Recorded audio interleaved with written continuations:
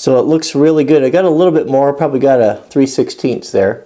I was shooting for an 1/8, but that's fine. That's just fine below the surface.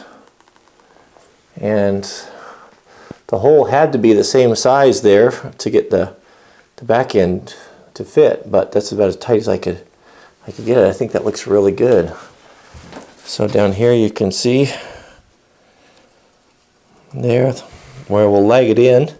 So let's slide the second section in, and then we'll draw out where these, because these the screw and the two support bars will have to go through here, and this will have to be taken down just a little bit. So now we can see here that we've got to cut this out to accommodate this. So we'll probably just take this down about.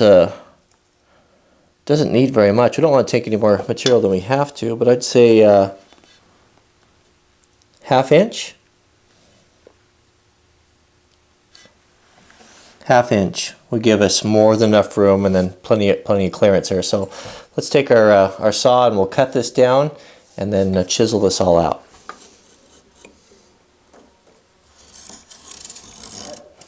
There we'll go ahead and establish our knife wall, so we get a nice clean cut. There's no reason to get sloppy at this point, even though we don't see it. We know it's there, so we'll do it properly.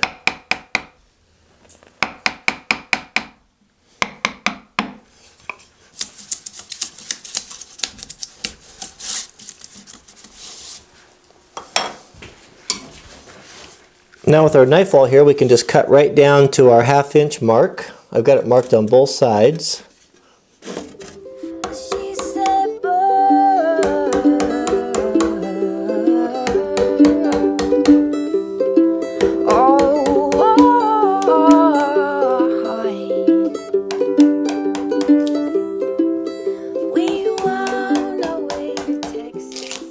So this is about done.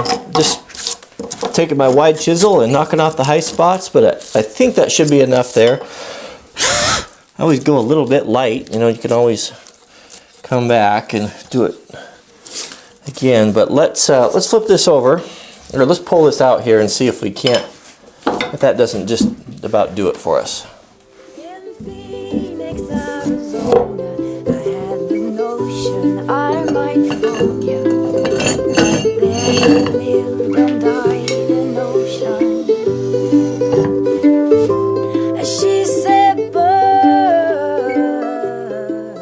So the vise is held down by 4 screws. I've got the 3-inch screws here in the face, 3.5 inch, and then these heavy lag bolts here with these washers.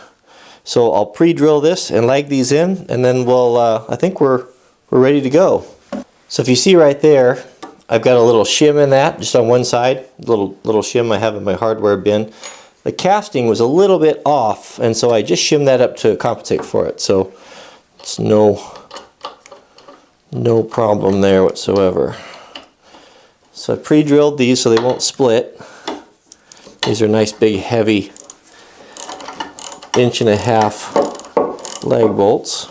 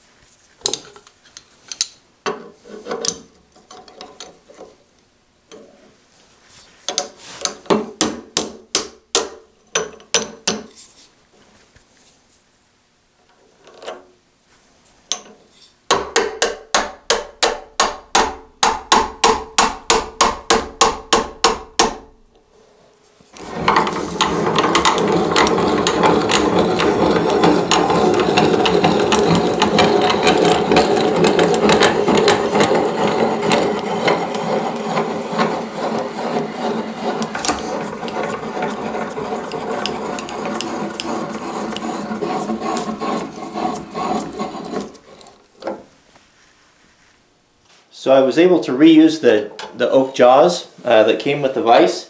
So I re-drilled them, re-drilled the holes and moved them up 1/8 inch or so I can plane them down flush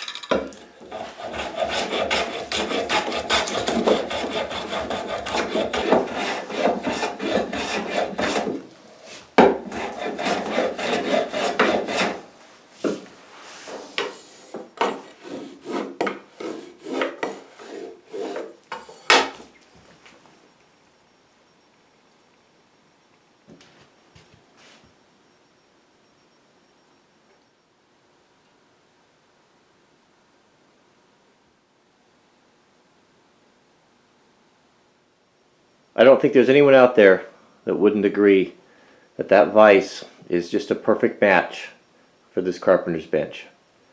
It's it just fits perfect. It's just beautiful. It fits it, and I know someone's going to ask me why I didn't paint it or what color am I going to paint it. I'm not going to paint it. I'm going to leave it just like that. I don't always like paint. Sometimes I like the natural finish, and I think that that lends itself well to this.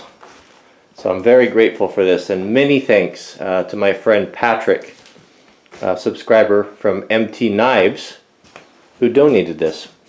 He bought a bench that was from a high school. I think he said they had four vices on it, and asked me if I could use one, and I said I sure could, and he sent that, and I'm really grateful. Patrick also made for me one of my favorite knives, a beautiful handmade knife that I carry all the time, sheath knife, and he has a video series called Beyond Razor Sharp. He included this video here where he is a master at sharpening pretty much almost anything, and he has a website, www.mtknives.net, and you can download or you can order CDs, videos of him showing real how-to practical things, how you can sharpen anything and sharpen it well.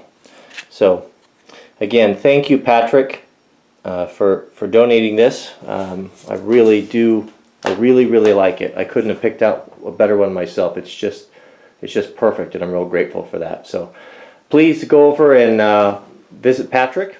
I'll put his information to his YouTube channel and his website in the subject heading. And if you wouldn't mind, just stop by and tell him thank you. Thank you from me, because he made this video possible.